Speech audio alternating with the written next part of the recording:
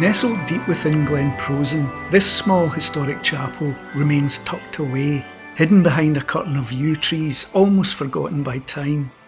It sits on the southern edge of a once vast forest, resting on a natural platform at the base of a steep, southwest-facing slope.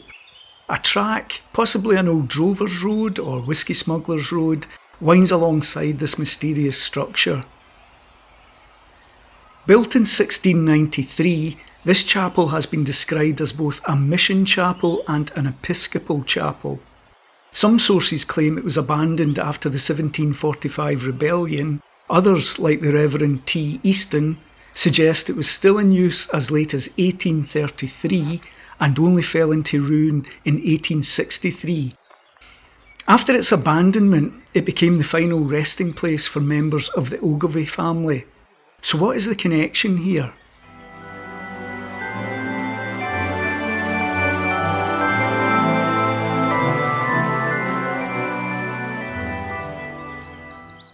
The Ogilvies are descended from Celtic nobles and have owned large areas of land in Angus for around 1,000 years. In the early 1600s, the Ogilvies faced daunting challenges in their loyalty to the Stuart kings. During the English Civil War, the Earl of Airlie, who is an Ogilvie, and his sons aligned themselves with the Royalist cause. They fought alongside James Graham, the Marquess of Montrose, in his campaign to support Charles I. Charles I had attempted to impose Episcopalianism in Scotland, leading to protest and the signing of a national covenant declaring their refusal to accept any change in worship unless approved by free assemblies and parliaments. A Presbyterian minority, however, wanted Episcopalianism eradicated. Here is where Charles I made a fatal error. He called for a General Assembly. The Presbyterians, on principle, abolished the bishops. The nobility supported the Presbyterians due to their disgust at the behaviour of the bishops. Charles I was not having any of it. He gathered an army. This led to Scotland uniting behind the Presbyterians and so sparked off a civil war engulfing the entire British Isles.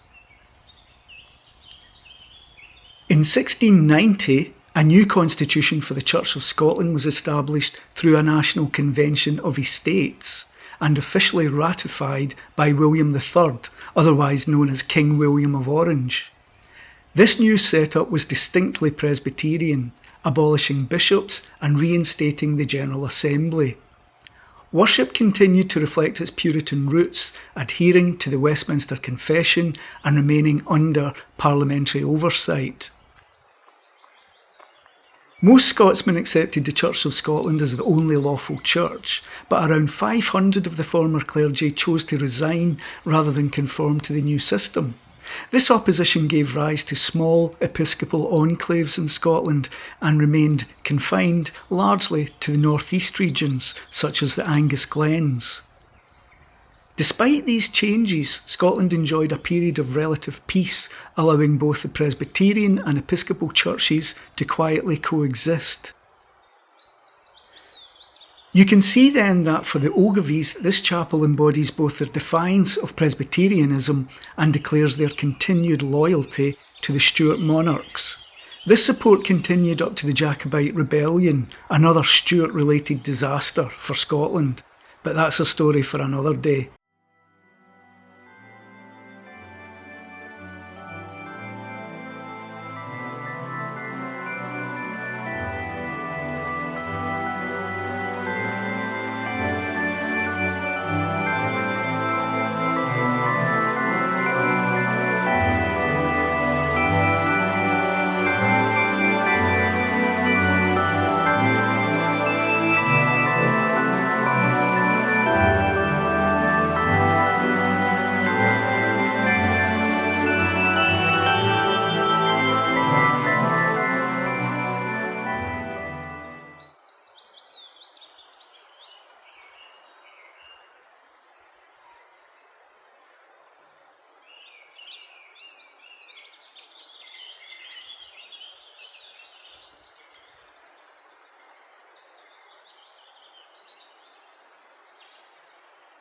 The chapel itself is a small roofless rectangle, its walls embraced by yew trees that conceal it from view until you step through the natural curtain they create.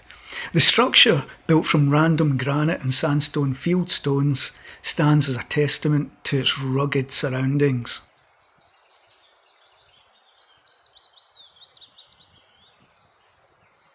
On the south side, a simple rectangular doorway, set slightly off-centre, still holds a wooden door, always locked, barring entry to the ruined interior.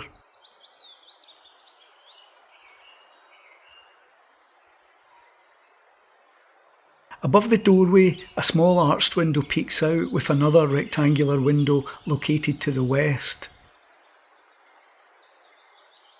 Some historical sources debate the presence of an inscription on one of the windowsills bearing the marking MDG 1693, but a little bit more on this later.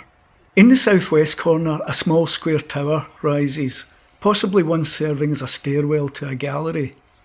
A slit window pierces the west face of the tower, though its top is in ruin. The north and east sides of the chapel are stark and featureless, aside from a few large sandstone blocks at the base, hinting at the building's enduring strength. Now, back to the inscription on the windowsill, bearing the marking MDG 1693. I took a walk to the chapel around 2019, and by a complete fluke, the door was open, so I was able to get inside and take a few photographs. Unfortunately, I didn't have my cameras with me, it was just my mobile phone. But nevertheless, I was able to take a couple of really quite rare photographs of the inside of the chapel, and here they are. So my picture of the windowsill with the inscription clears up any doubt about whether or not it actually exists. It clearly does exist. Thank you for joining me, and I hope you'll join me on my next photographic excursion. Bye for now.